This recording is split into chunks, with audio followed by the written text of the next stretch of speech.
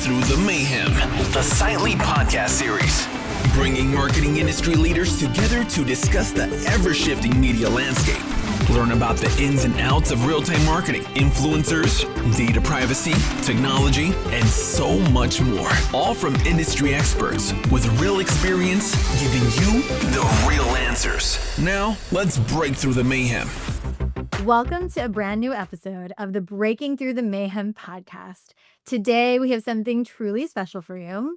We explore how our industry of advertising and marketing can support more than brands and businesses by starting with you. Today, I'm featuring an incredibly special guest, a dear friend of mine, Laura Lee.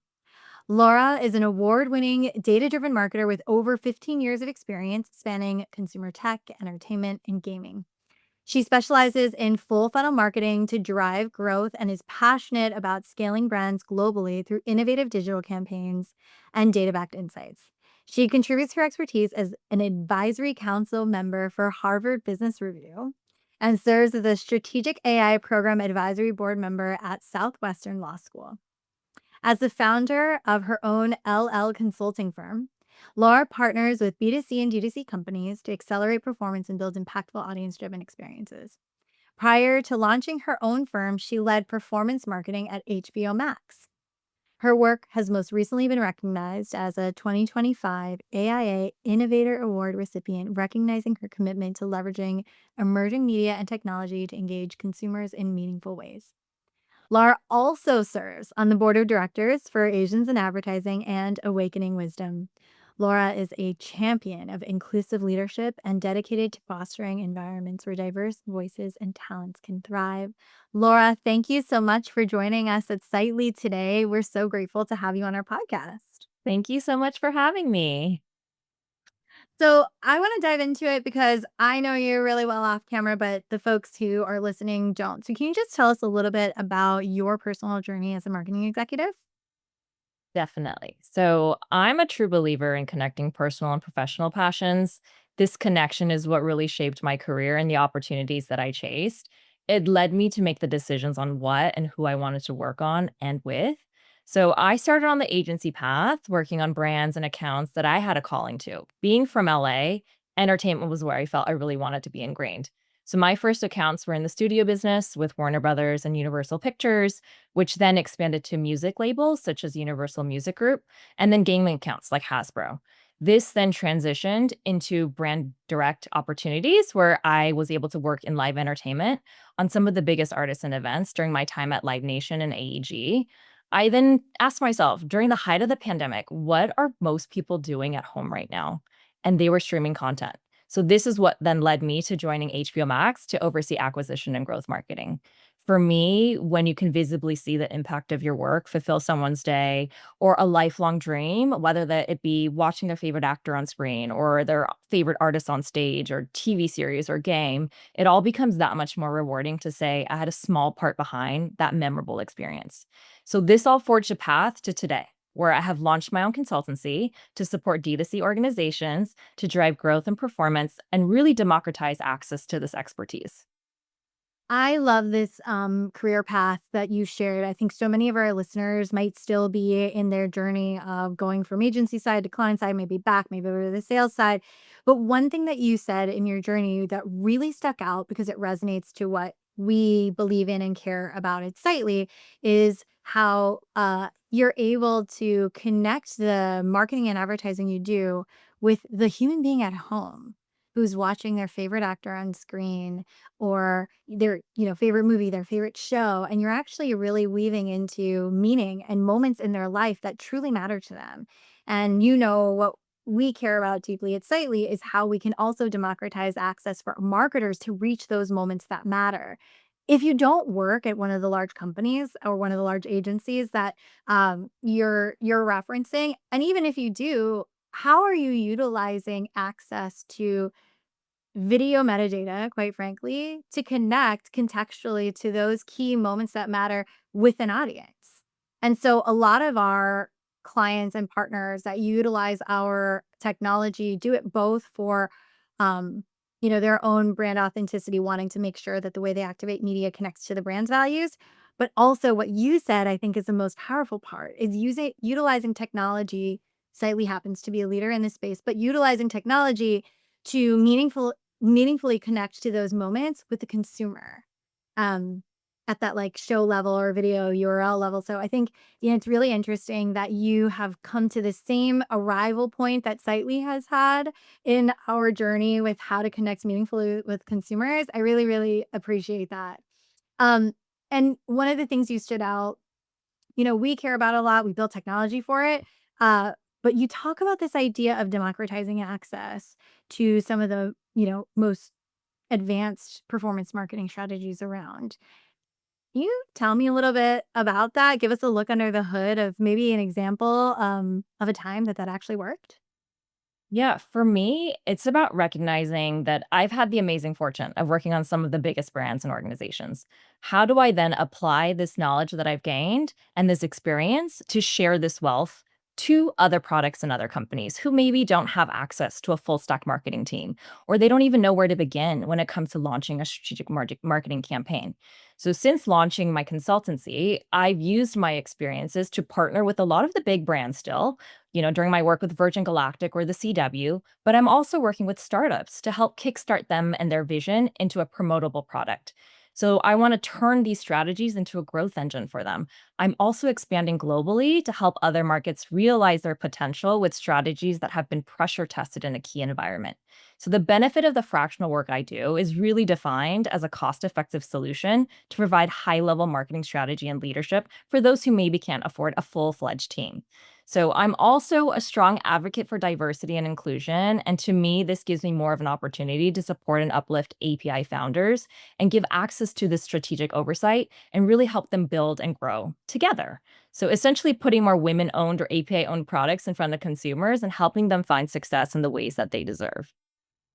That is so beautiful because when you talk about democratizing access, my brain immediately went to small business. But what I heard in that last part is that you're not just thinking only about small business who doesn't have access to maybe a full stack team or, expensive technology, but you're specifically honing in on women founders, Asian Pacific Islander founders. I mean, I think that so many times we see in our industry that when folks can take a chance on themselves, launch their own business, and make that big leap, and they're ready to shift into more advanced paid media tactics, they're oftentimes just met with oh, just buy Google and Facebook. Hmm. Hmm. And then they're like, yeah, but how do I figure out my organic strategy versus my paid? And what tools can I use to do that when the access I have is just some demographic affinity, maybe some keyword targeting, but also how do I even optimize all of that? And now I have data overwhelm. And what I hear you really saying is, I got you. I've done that. I'm going to help you make sense of all of this with this work that I do. And what's super interesting, I know I keep tying it back to that, but there are so many parallels in what you're sharing about your journey and the work that you do with the work and the innovations we prioritize at Sightly. The whole reason we came up with this technology is the honest truth is that AI is making it possible for small business founders, leaders, fractional executives to do the productivity and output of large firms. But how do they make smart decisions with the AI tech stack that they invest in? And so Sightly has, made a big bet. We have an in-house data science team that can actually create our own AI. We have 3 patents. We're really proud of to doing it. Because like you, we said AI could actually take a huge weight off the shoulders of these media buyers and traders. We could help them automate how they build out audience personas. We could help them automate how they target real-time moments at the speed of news and culture. We actually have the ability to do that and talk about democratizing access. We built, a tech platform that literally anyone from a small business founder to a large agency can absolutely utilize to compete at the highest level. So I love this idea of democratizing access to the tools and the experience and the expertise you bring to the business. But speaking about AI as a way to supercharge anything, the way that um, brands are meeting consumers in real time or meeting consumers in a smarter way and building out audience personas, there are a lot of pitfalls that we've seen, happen when folks are too reliant on AI or don't know what they're doing or don't have a thoughtful AI strategy.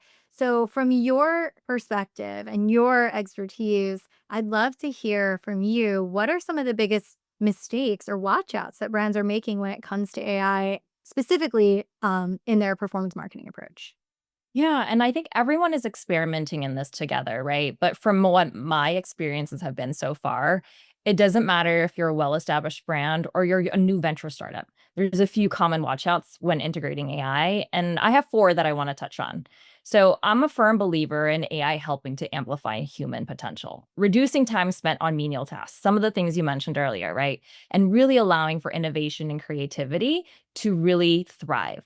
However, the first point is AI should not be used to reduce human oversight. So, what does this mean in terms of performance marketing? So, when you're using generative AI or LLMs, like I'd love to know, like how many times have you noticed a typo or grammatical error that's outputted from these models, right? I recently did a very basic stock image prompt on Gemini, and I was looking up the term a generic term, marketing team. But what was outputted to me was an image with the text "narketing" with an N. So these are the types of elements where you have to use human intelligence. You have to catch the errors yourself. You have to train the model to then output accurate and better results for you. And if we kind of tie this back into performance marketing again, right? So what does this mean? So it means over automation without any human checks or balances. Using platforms like Google PMax or Meta Advantage, both very, very strong products, but avoiding letting it just simply run without any human intervention. So this can lead to poor audience targeting or wasted ad spend, a lack of differentiation needed in creative or messaging. And, I can share one anecdotal story where we ran a search campaign and it was run for targeting a really, really popular pop star. However, his stage name is also the name of a breed of a dog. So the search engine couldn't differentiate a story for this artist or a search for this artist versus the animal without further guidance, right? So this is where human intelligence comes in. We have to intervene to add in parameters, exclusions, really guide it to bid on the specific query that we want that's relevant for us, right? And this happens all the time. The second is AI can optimize for specific metrics, but it doesn't have the human knowledge or strategic goals like brand emotion or to convey things like brand lift, right? Brand loyalty, brand equity, or differentiating a nurtured lead versus a high quality lead. AI can optimize for what you as a human tells it to, right? So, but if you're tracking the wrong metrics, like optimizing for lowest CPA instead of highest LTV, you risk low value conversions. AI models also are only as good as the data that you input for them. So if your first party data is outdated, or say your conversion tracking is broken, AI will learn off of this lower quality or unclean data. The other common pitfall that I've encountered is experimentation. So, without a proper test and learn agenda or the mindset to really adapt to these learnings, brands won't really have the ability to truly teach these models to uncover deeper insights. So, taking that risk is really where I feel most clients and accounts are uncomfortable is how do we kind of like find that happy balance between risk and really finding that reward. AI is not a set it and forget it type of a logic, right? We have to regularly experiment to feed learning. In the end, I always say you have to help AI so that it can help us. And I think my last watch out is really around education. We have to consistently check in and ask ourselves, do we truly understand like how these tools are actually working? And we have to try to, use human analysis and strategy and continue to train ourselves and others so that we can really understand these dynamics. I love everything you said. I think if I'm understanding you correctly, the key takeaways are that AI should not replace humans because AI cannot thrive without human oversight. And Exactly. that ultimately, um, the AI is just listening to what the humans tell them to do. And so if you tell them to do the wrong thing or tell the AI bots to do the wrong thing, it's going to do the wrong things. You can't become overly reliant on the automation. You still need to get involved, and it can do some large amount of automation for you, but humans need to still take an active role in their relationship with how the AI is like supporting them. Yeah, and I think performance marketing is really balancing art and science, right? With the integration of AI, that there's your science, but the art, AI cannot do it for you. That's where your human intelligence comes in and really builds that strategy. So I think for me, that's that balance there. And then one of the tried and true things that I heard you say, regardless of how technology continues to push us forward, is having test and learn agendas. I think I have seen so many cases where um, we bring on new clients and they want technology to be this like perfection zone. Not remembering that at the end of the day, to your point about art and science, like you are the brand leader or you're the agency for this brand. And so this robot doesn't know what you know. It also doesn't have the nuances that you know about that, brand or even like the consumer and how they think differently in different seasons and what they care about.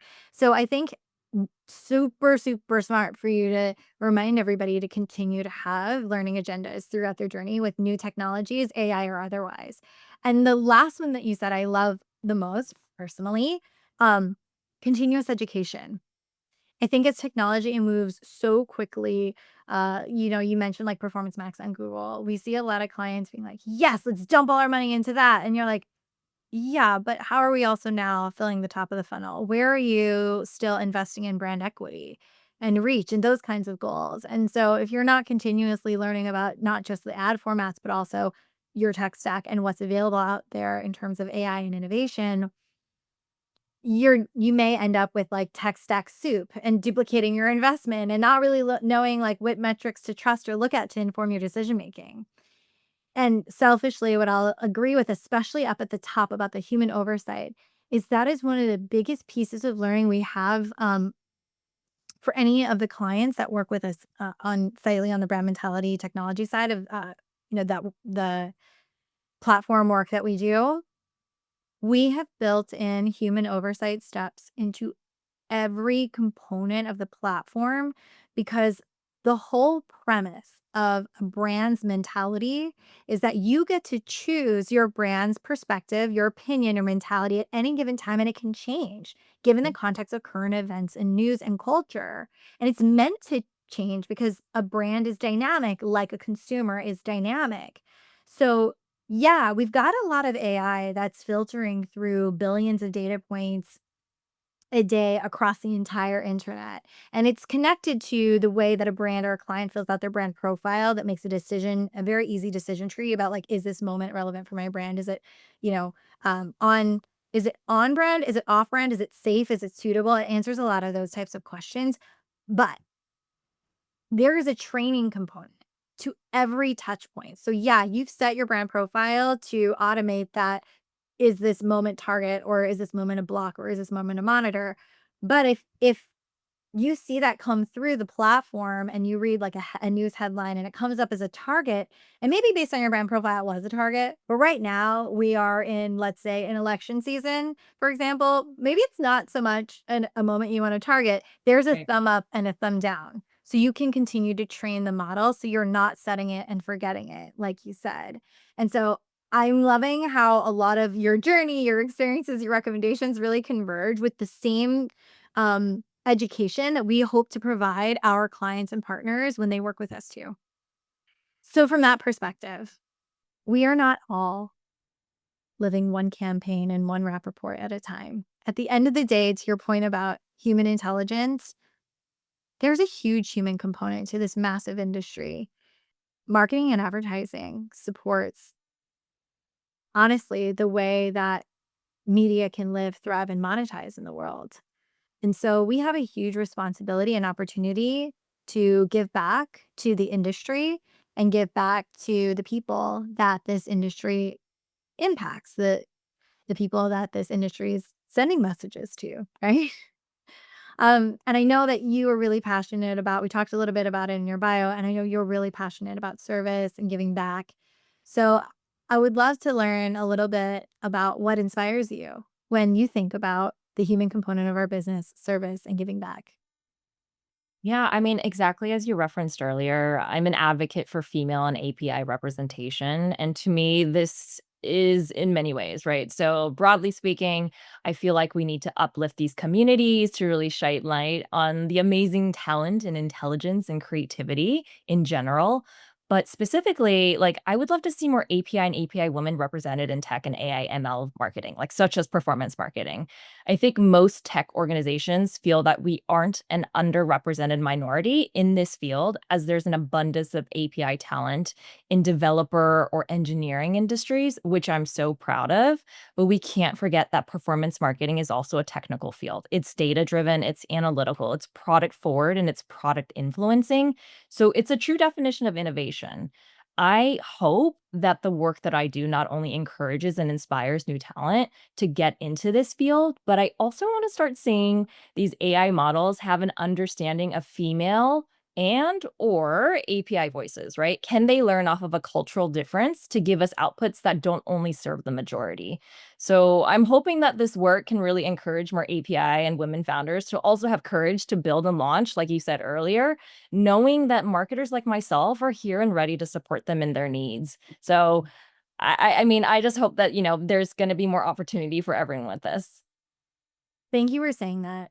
Something that I shared a little bit about on my LinkedIn page is the way that we prioritize these exact types of conversations at Sitely. One thing I'll say that we're really proud of is I think it's something like 80% of our executive leadership team are women.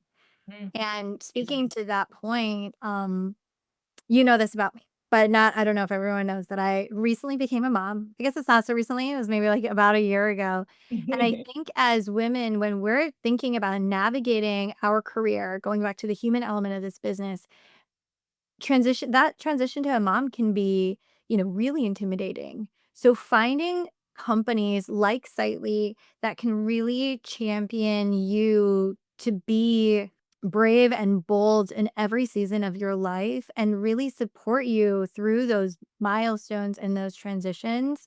I just want to say the way that you're encouraging women and API founders to get in the game, I want to say I am a testament and a case study to doing the same thing.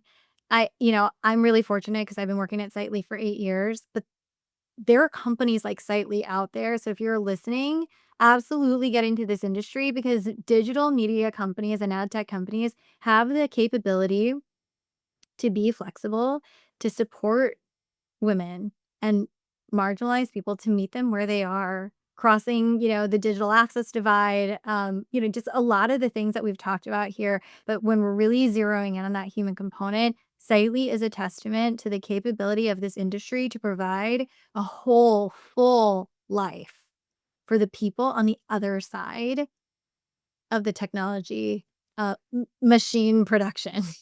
Yeah, it just adds to the human component, right? We work so many hours of our day.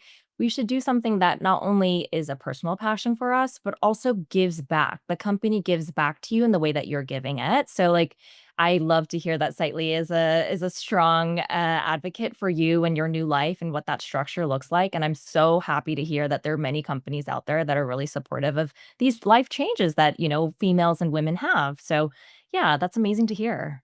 And one thing, a dear friend, Rashmi Rao, said on a different panel, a couple hours ago, I have to say it in response to this. She said, 100% of the next generation comes through a woman. So for businesses to not prioritize the way that they treat women Yes. makes no sense for our species. And I was like, I agree wholeheartedly. It's wrap it up. amazing. Okay. So we're gonna wrap it up right now with a quick lightning round. My favorite questions. There's only two. First question: name your favorite mission-driven business and why. Okay. I can think of 4 really fast ones right now. One, I have to shout out Asians in Advertising. It's a nonprofit. It's founded by Bernice Chow. We really just serve the API community. Anyone that's in the industry, really provide resources, support, and mentorship. So I love that opportunity for everyone to really build community. The second is Humanity. It's a London-based social enterprise. It's founded by my friend Tina Chen. She offers grab-and-go vegan tea lattes. They really integrate health, sustainability, and mental well-being into its core mission, so definitely check them out. The next one I can think of is Say Coffee Studio, SAE. It's co-founded by Christina Minju. They're dedicated to redefining the coffee experience, so really emphasizing quality, sustainability, and also integrating cultural heritage. And the last one is Travaris. They're a sustainable and regenerative travel platform, co-founded by Jennifer Lowe. And so I really love that they're looking to redefine the travel industry and focus on minimizing environmental impact. So definitely give all of those a little follow or a little check into because they're amazing, amazing products and businesses. I feel like I talk to you all the time, and I'm legitimately getting goosebumps because I've not ever bought any of these things, but I want to now buy all of them. Yes, yes. They very much speak to everything that I care about. All right. Second to last question. What would you leverage your courage for? Yeah, I think this is something that really speaks really closely to my heart, but I'd be honored to showcase my journey of self-advocacy to really inspire others to do the same. It's not easy being vulnerable. It's not easy putting yourself out there and to have to justify your worth, right? And the value that you can bring. So I hope that I can provide opportunity to those who maybe don't have a platform. I want to be able to share the mic or the stage with others and show what's possible. I really want to uplift the community and show that we're in this together. So yeah, hopefully make a little bit of impact that way. And I want to validate that not only is that your intention, but it's what you do. So for those of you listening in, Laura actually had me as a featured panelist on the most recent Asians in Advertising annual summit. You were And it was the first, amazing. thank you. It was the first time that I got to share my journey and my experience with, I think it was like over 300 audience. 300 in person, 300 online. Yeah, we got a huge, huge attendance from that summit. So this is such an honor to actually be able to share Sightly's platform back with you. Thank you for sharing your platform with me. And I hope that we inspire the folks listening in to follow in your footsteps of self-advocacy and, you know, putting themselves out there in new and vulnerable, but bold, brave, and successful ways. Laura, I really want to thank you again for sharing some case studies with us today, giving us a playbook for how to integrate AI into the way we do business and performance marketing. And also some really great brands to check out that I am excited to look up right after this. And I look forward to either interviewing you again or somehow collaborating again soon. Thank you so much. Thank you. Thank you. I'm looking forward to it. Thanks. Hi, I'm Hannah, one of the producers for Sightly's Breaking Through the Mayhem podcast. We want to thank you so much for listening to the show. If you want to learn more about the guests we had on today, we included additional information about them in the show notes. Finally, if you'd like to be on the podcast, or if you know someone that would make a great fit, you could fill out the form at sightly.com/podcast. We hope you have a great day.